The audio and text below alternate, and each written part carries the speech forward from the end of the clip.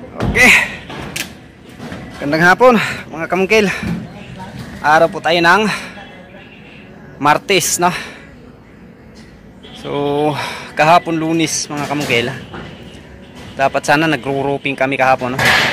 Gutter installation sana kami kahapon, pero hindi nangyari yung aking plano kasi yung ulan mga kamungkil, grabe yung ulan dito sa pinagtrabahuan namin sa project namin dito. Nagumpisa yung ulan mga kamungkil alas 12 ng madaling araw ng linggo.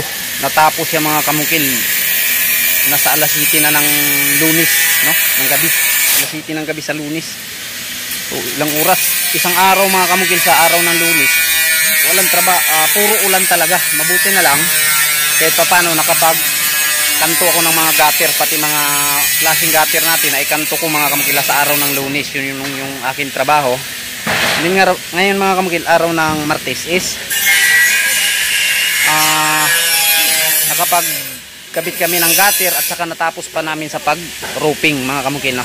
Yung mga gutter nito hindi ko pa na-align, bukas ko na i-align. Importante natapos namin sa pag-roofing. Sa target ko mga kamungkil na 2 araw at kalahati yung pinaka-target ko sa roofing installation at saka sa pagkakabit ng mga gutter, natapos na namin sa isang araw. Yun nga, kumpas yung trabaho kasi akala ko mga kamungkil uulan na naman siya kanina, no? Mabuti na lang lumiwanag yung panahon pagdating ng mga alauna, no? Lumiwanag siya, lumabas yung araw, kaya tuwang-tuwa kami. At ngayon malapit na alas 5 mga kamungkil, patuloy pa rin kami sa pagtratrabaho. Okay, ito na yung update natin mga kamungkil. Ito yung natrabaho namin sa loob ng isang araw, pagkakabit ng gutter, palibot yan.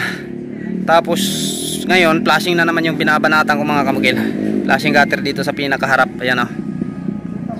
So pati yung balkoni natin natapos namin sa pag-roofing sa loob ng isang araw, no? Bali kaming 5 yung nagtratrabaho. Dapat sana itong 3 dun to sa ground floor, kaso lang diniskartehan ko siya mga kamungkil. Sabi ko sa kanila, wag munang tirahin yun sa kanila na nakatukan na trabaho, no? Kasi yung concreting nito mga kamungkil, ina-assign ko sa kanilang 3. Akin naman tong pagro-roofing. So hindi ko matatapos mga kamungkil kasi magkakabit pa ako ng gutter. So pinatigil ko sila dun sa baba. Habang nagkakabit ako ng gutter, pinapasunod ko sa kanila sa pag-roofing. Ang habol ko lang, baka maabutan na naman kami ng ulan, no? O hindi kami makapagtrabaho sa baba.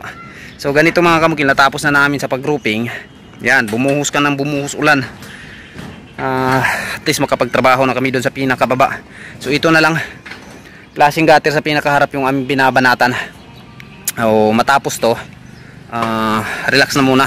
O bukas yung tratrabahuin ko, itong pagkabit ng flashing gutter dito sa gilid. Yan, o, nakikita nyo, pagkabit ng flashing gutter na lang sa gilid na yan, at saka doon yung isa ko din kasama, pinapabalisan natin mga kamungkil, kasi may mga dusting ng grinder dito, nagkakat. So isa po yan kung bakit madaling kalawangin yung ating bubong mga kamungkil. Kapag hindi yan nakukuha mga kamungkil, hayaan lang natin yan, hindi natin lilinisan pagkatapos nating magtrabaho. Ang mangyayari dyan, magkakaroon kaagad ng kalawang yung ating bubong. Lalo na pag dito tayo nagkakat sa taas, tulad ng ganyan, dito kami nagkakat sa taas kasi mas pabor siya, madali siya takuin. Kailangan pagkatapos ng trabaho, linisan kaagad siya para iwas kalawang. Okay, so ito yung natapos namin sa loob na isang araw. Hindi na balugi mga kamungkil. Yung 150 mahigit, o nasa 170 na to, no? O 180 square meter, kasi may balkoni tayo, no?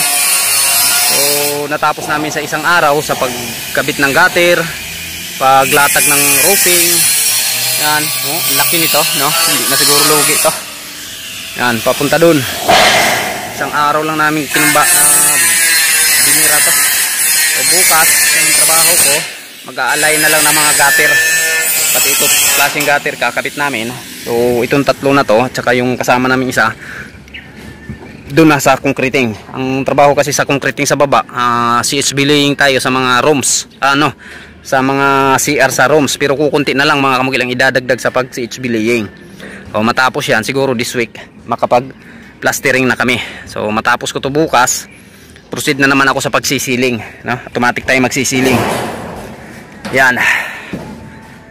So, sana lang matapos namin itong mga kamukilan ng December. Pero kung hindi kakayanin, babalikan natin to by January, no? Yun yung pinakaplano ko. Pero target ko mga kamukil talaga, no?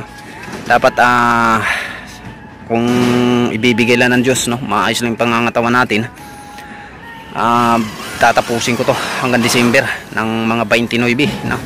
Kahit 30 mga kamukil o 31, matatapos lang siya. Okay, ito na. So thank you Lord, no? Binigyan mo kami ng isang araw na talagang hindi umuulan. So dininig mo yung aking panalangin. Salamat po, no? Maraming salamat. Natapos namin sa pag-grouping. Ayun na, kulay blue, no, yung gusto ng may-ari dito. So hindi pa to yung makikita natin dito sa taas mga kamukil. Meron pa tayong makikita dyan, gaya ng mga tinatrabaho ko. Ayun, napapansin nyo, blue lang lahat siya, no? Pero may makikita pa tayong white dyan, kasi yung ipapartner natin dito na ceiling dito sa labas, kulay white siya. So may lalabas dito sa pinaka-flashing gutter na nasa 3 inch, no? 3 inches mga kamukil. Mula dito may 3 inch na white makikita dyan. Yun yung ating molding. Yung iba kasi nito fascia cover yung ginagamit nila. Yung fascia cover kasi mas mahal yun, no? Nasa, kung ano yung presyo nitong gutter, nasa 450 itong gutter. Ganun din yung fascia cover, yung presyo nya. Pero kung molding lang yung gagamitin natin, around 200 to 150 lang siya. So ang laki ng diferensya. Kaya sa diskartehan na lang. Lahat naman ng mga project ko, molding lang yung ginagamit kong parang fascia cover dito, no? Magiging twist lang siya dito sa blue na to. Magandang tingnan to. Dalawa yung kulay na maganda dito mga kamukil. Unang-una, white, no? Maganda din to sa white. Ayan, may makikita tayong 3 inch dyan na kulay white. Tapos ceiling kaagad, spandrel, no? And then pangalawa, yung mga oak, no? Kulay oak na mga molding o di kaya basa. Yun lang yung nakikita kong magandang i-partner dito. Kulay oak, depende na lang sa oak kung anong klaseng oak, no? Golden oak ba o wood oak, ganyan. So sa tingin ko mga kamukil, yung kliyente na natin, yung padesisyonin natin, baka gusto niya yung white o may iba pa siyang kulay. So masusunod yung gusto nila kasi sa kanila to, hindi to sa atin. Tayo lang nagtatrabaho. Basta kagustuhan na ng may-ari, walang problema sa akin. Tratrabahuin ko ng tratrabahuin, no? So bukas matapos to, proceed na ako mga kamukil sa interior design sa baba, sa ilalim. Tuloy-tuloy na yung trabaho namin, umulan man o umaraw. O ngayon, kahit magdamag, no, na umulan, walang problema, makapagtrabaho na tayo sa baba. Ang problema doon sa baba, malinong na mga kamukil, no, madilim. O kailangan na din nating bumili ng electrical, although nakaabang na yung mga electrical mga kamukil, no? Mga wires na lang yung kulang, tsaka yung ating mga MCB breaker, no? Yun na yung ating bibilhin. Sa susunod bukas siguro magpo-purchase tayo, no? O kukontak pa tayo sa may-ari para sa pamimili na naman. And then siyempre papipiliin na natin siya ng ceiling, no? PVC ceiling at saka mga kulay ng tiles. Okay, thank you. Yan lang.